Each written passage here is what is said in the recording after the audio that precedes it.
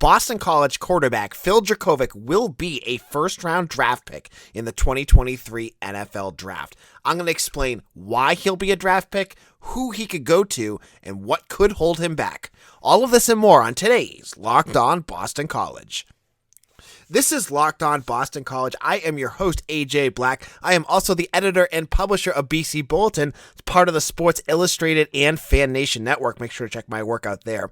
This is a big episode where I'm going to kind of jump ahead to the 2023 draft. We just finished the 2022 draft, a draft in which Zion Johnson was the only Boston College player drafted with the 17th overall pick to the Los Angeles Chargers. But the page turns now, and all of the spotlight is going to be on two players, and we'll go over both of them in the next couple days.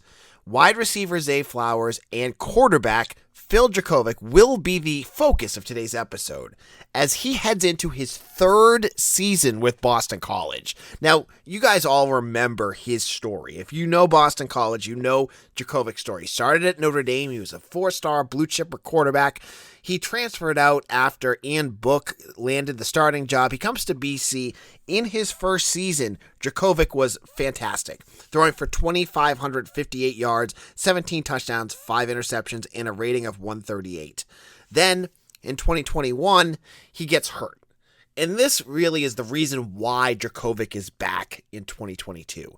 He only plays in a handful of games. He is hurt in the second game of the season, and when he comes back, he's not 100%. Now, we're heading into 2022, and Jurkovec is back. You saw him play in the spring game. He looked good. You saw, if you didn't hear about it, Hafley during the spring, was very adamant that Jurkovec is 100%. He was 50% or less, he said, in those final games against Wake Forest and Florida State, hence why he looked so shaky. But a fully healthy Jurkovec is exactly what NFL teams want at quarterback. He is big. He's 6'5", 230. You're going to get a good-sized quarterback. Now, 6'5", that's the type of height that puts him in elite status with the NFL. There's only a handful of quarterbacks that hit that height level. That would be Josh Allen, Trevor Lawrence, Justin Herbert. You have a couple other smaller players that are not as good, and Cam Newton and and then of course it's Ben Roethlisberger. Now, if you have been listening to our podcast, you've been reading up on some of the scouting reports on Jurkovec. Roethlisberger is the comp that he gets all the time, and now that is very, very high expectations. But you see it in the way he plays. Now, Big Ben. He's tough to tackle. He's got a big time, when he was younger, he had a big time arm, and he could do a lot of things. He could extend plays when he was getting hit. That's exactly what Jurkovec has done. Jurkovec is impossible in times to bring down 1-to-1. It takes 2 or 3 guys to take him down, and that will be attractive to NFL coaches. And on top of that, you look at how the draft unfolded this last year for quarterbacks. You saw only one quarterback in that first round. I believe it was Kenny Pickett to the Steelers. Just fresh off of a year where the NFL had, 4 or 5 draft picks in that first round with Justin Fields, Trevor Lawrence, Mac Jones, Trey Lance, all those quarterbacks, Kyle Wilson that went in that first year. You're going to see that happen again in 2023. Because there's going to be a lot of really good quarterbacks, but don't get it twisted. Jurkovec will be one of those guys, because if he can stay healthy, he's going to put up circus numbers. Because it will be a lot on him, but he's got one of the best weapons in the country. You have an elite wide receiver like Zay Flowers who has the speed and hands that he has.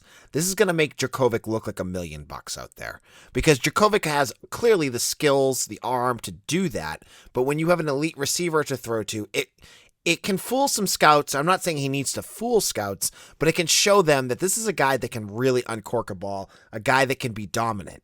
So just getting the ball to Zay Flowers is going to make his numbers, his statistics, really pop. You're going to see good yards per throw, yards after completion. You're going to see a lot of big numbers for Jurkovec. And on top of that, I think his ability to run the ball will be something that we're going to want to watch for this year, because in the NFL, the ability to be mobile is important. And when you have a guy that's built like Cam Newton, 6'5", and can move like Ben Roethlisberger, I'm not going to say he runs like Cam Newton, because Cam Newton in his prime was unstoppable. But Jurkovec can move the ball. Remember that game against, it was Georgia Tech when he came back. He ran the ball very effectively. And all you need to do to run Jurkovec effectively is you throw out those 4 wide receivers. You throw out Zay Flowers, Jalen Gill, Jaden Williams, and probably Tajee Johnson. Spread them out, and that's going to spread the defense out. And when you have Jurkovec in space, he's going to be lethal. Now add that piece, the ability to run the ball, because I think they're going to be able to do that a little bit. And I think John McNulty, the new offensive coordinator, will be able to do some things with that as well. And what that is going to do is going to make Phil Jurkovec a absolute first-round draft pick next year. All he has to do is stay healthy and play in his game. That's a big question mark. And in section 3, our third part of our show, we're going to get into what could derail Jurkovec in 2023. But coming up in our next segment, I'm going to get into what teams I think might have some spots available next year that could look at Phil Jurkovec in the 2023 NFL Draft. This is Locked On Boston College. AJ Black. Thank you for making us your first listen every morning. And if you like Locked On Boston College, make sure to subscribe to us on YouTube or wherever you get your podcasts. And if you like our podcast as well, make sure to check out Locked On ACC. I've been off for about a month. Candace Cooper took a little bit of a hiatus, but we're back and we're going to be recording this week, and we're going to be looking at NFL draft misses from the last week. So you're going to want to hear that. So check out Locked On ACC on YouTube as well, or wherever you get your podcasts. Now, one of the things about Phil Jurkovec is that there's going to be teams that are going to have a need in 2023. And there's going to be some other quarterbacks. I think that's another important thing to look at when you're analyzing this upcoming draft class. You look at who's available and you see Bryce Young from Alabama, CJ Stroud from Ohio State. Those will probably be the top 2 quarterbacks, I would imagine. But you can't sleep on some of the other names that are going to be battling with Jurkovec. That could be Tyler Van Dyke from Miami. That could also be, you never know, someone like Caleb Williams from USC. You know, they've put a massive team around him already. Maybe he's going to blow up. Or it could be someone just like Sam Hartman or Devin Leary. I mean, I don't really think those guys, but there's going to be some really good names heading into that class. But what could be some teams that are looking for quarterbacks? Because we just saw an NFL draft that took a team off of the radar that I thought would be a perfect fit, and that was the Pittsburgh Steelers. Now, if Mitch Wolf was here, he would have crowed about how Pittsburgh would have been a good fit, because he said that all along. But there's other teams out there as well that could be in a need for a quarterback in 2023. One that I didn't even think of that popped up on a CBS mock draft would be closer to probably to the end of the first round, would be Tom Brady and the Tampa Bay Bucks. Now, the Bucks were not expected to get Brady back. He came back after that weird flirtation, it sounds like, with the Miami Dolphins. But now he's back at Tampa Bay. But you got to imagine he's got 1-2 years left. Now, they have Kyle Trask from Florida as their backup. But what if Tampa Bay doesn't see him as the future? Kyle Trask, I think, was a 2nd or 3rd round draft pick. Maybe he's not showing what they need. Tampa Bay could be a perfect place for Phil Jurkovec. And if he lands there and say Brady leaves after this season, maybe he does eventually go to Miami or another team, that leaves him possibly with weapons like Chris Godwin, Mike Evans, and a solid offensive line around him. It wouldn't be a bad spot for him. And if we're talking about the Bays, Green Bay might not honestly be that bad of a choice as well. Now, the reason they might go for someone like Jurkovec, they have Jordan Love in the weights, but how much longer is he going to wait? Aaron Rodgers just signed a humongous contract, and he could be around for a couple more years. Now, is a couple more years all you want to wait for Jurkovec? They could be. And so Aaron Rodgers in the Green Bay Packers could be another team to watch. But there's teams I think that are even better fits than that. The first one I look at, and one that'll probably be in the top 10, will be the New York Giants. They currently have a quarterback room of Daniel Jones, Tyrod Taylor, Davis Webb, and Brian Lewerke. Now, clearly, that is not a foursome that is going to be a NFL playoff caliber starter group coming up in a couple years. This is not a group that you want to move forward with. So could the Giants go for someone? Now, I think they're going to be super early, so they could be looking at someone like Bryce Stroud or Bryce Young, or CJ Stroud. Those could be the guys that go up for them. But hey, if they have a need, they might go for Jurkovec. But again, he's a big quarterback, and they might have a little PTSD after what Daniel Jones has done for them. But that might be one squad to look at. And now I'm prefacing this by saying I'm not sure about the NFL draft picks, who has what. I'm just saying these are teams that could be fits. And that means they might not have a first-round draft pick, but maybe they trade up. Maybe they package some players or something to get into the first round.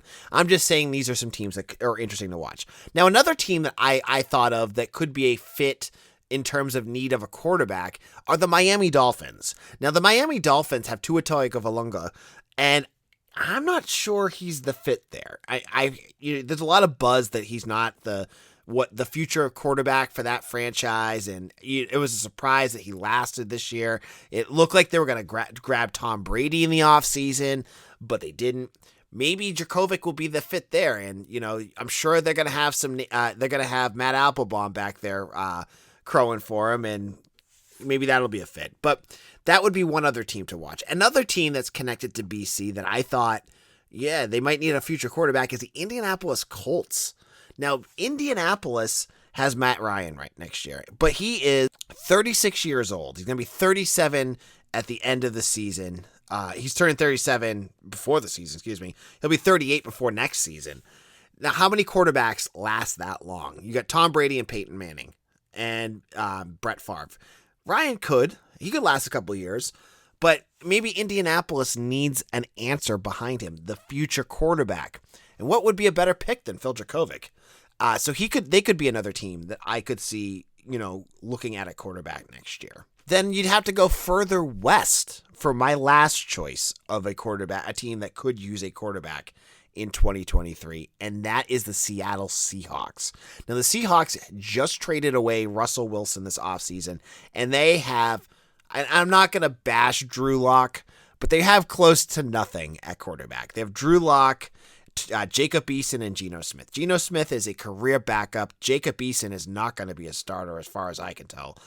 Maybe they go for a quarterback, and it could, again, there's the other quarterbacks, but that could be a team that the Jurkovec could fall to.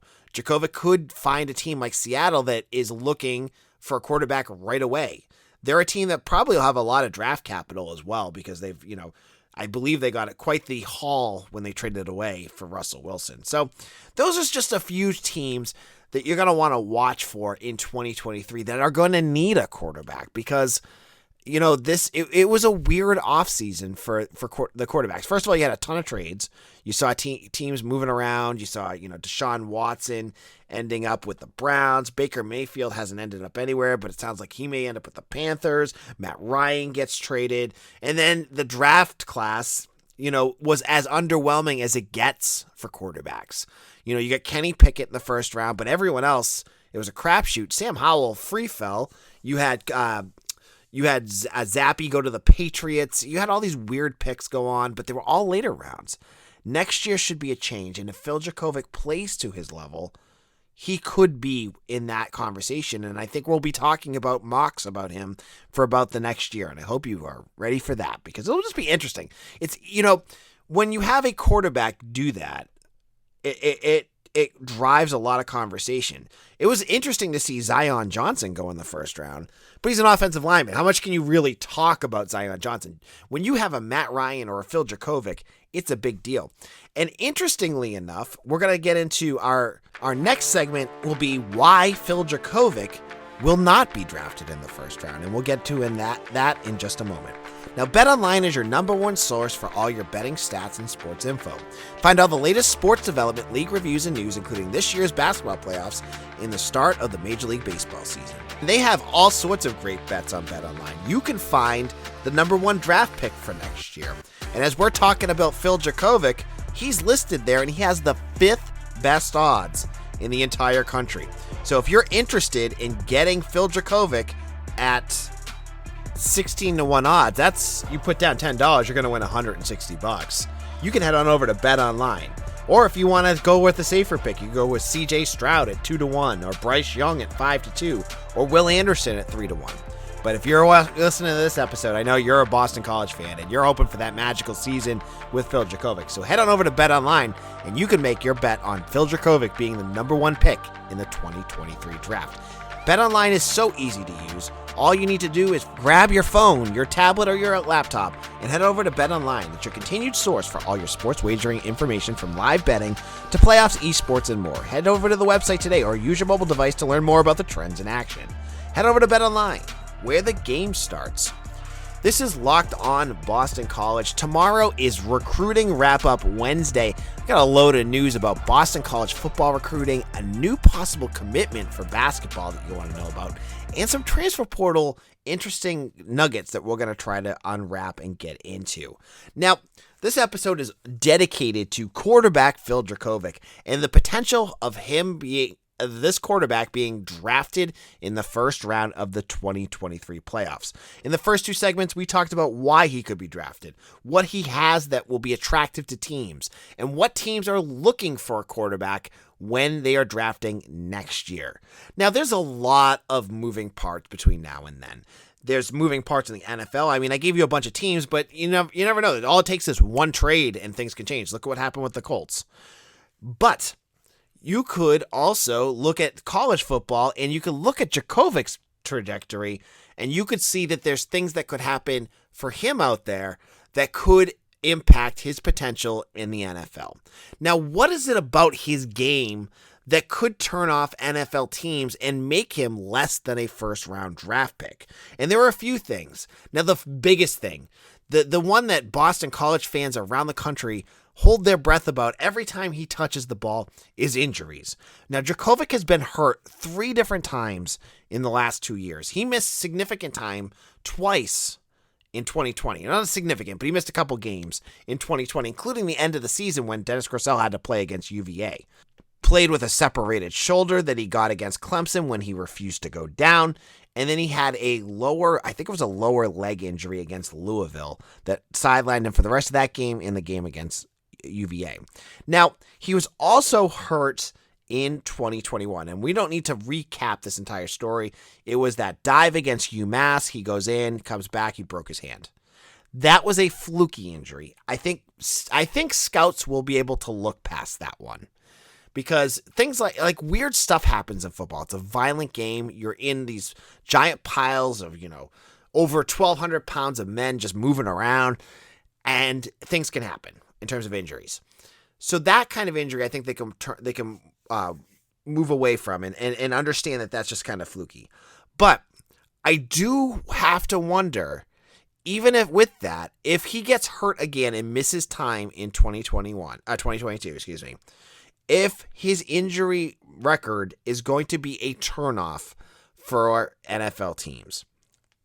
For Jurkovec to avoid this, he's got to adjust some of his game. I know over and over we hear from Hafley, from Frank Signetti last year to McNulty this year, that Jurkovec's DNA is to absorb hits, to not go down. But there's got to be a middle ground here, folks. There cannot be Phil Jurkovec getting crushed every play, because he goes out there and he's getting hit around the waist. He's getting dragged down from the top. It is just the law of averages that he's going to get hurt. And he's got to avoid that. Now, shrugging off a tackle or two, sure, absolutely, that's part of his game. That is what makes Jurkovec a special talent. But there's, the moments I'm talking about. I mean, that's what he got hurt in against UMass. Like, if you're playing a team like UMass, a team that you have, like a 95% chance of beating, and if Jurkovec stays healthy, they were going to beat them easily. They beat them without him. There should be no reason he's taking unnecessary hits. Like, just slide. Like, again, if you're playing UMass, just slide. If you're playing this year, if it's UConn, if it's Maine, I think is the FCS team that they're playing, just slide. Stop taking hits. And if you're winning, don't take stupid hits. Like, if you're beating up a team like Syracuse or a team like Duke, just, like, take the hits when you need to. Don't, quarterbacks have tread on their bodies too, just like running backs do. And as much as we love watching Jurkovec out there, scouts are going to watch him getting hit, and there's going to be a little concern there. So I'm not going to harp on it this whole segment, but I think his injuries are something to watch for. And I think the final thing that could derail his 2023 potential first-round draft pick has to be his decision-making. Every time Jurkovec goes back to pass, he could go for a nice long pass. He has the arm to uncork it every single time. But will he be able to continue to make those smaller reads? Will he be able to work on his screen passes, which he struggled with? Will he be able to do some of those other things that quarterbacks do at the next level that they need to do? I think that's going to be something we're going to need to watch. We need to see that the 2021 season, where he was a little less accurate than you want, was a fluke, and it was only because of the injury. You need to prove that you're the guy that we saw in 2020, that threw for 61% and completed 61% of his passes. A guy like that will be a first-round draft pick. If he goes back to what we saw last year, there's going to be many other quarterbacks that can do better than what that is. But I don't think that's going to be the case, but we need to see it. I could talk about this till my face turns blue, but we need to see it. We need to see a healthy 12 games out of Phil Jurkovec where he plays crisp, he did what he did in 2020, and he helps BC get into a upper echelon program. He is that kind of quarterback. And I'm telling you, if he can get BC as a top 25 team, beating a top 25 team, doing some special things this year, yeah, quarterbacks from lesser teams can be a first-round draft pick, but it's those quarterbacks that do what Matt Ryan did in 2007, that do what Joe Burrows did for LSU, that have these transcendent years. Those are the guys that scouts pay attention to.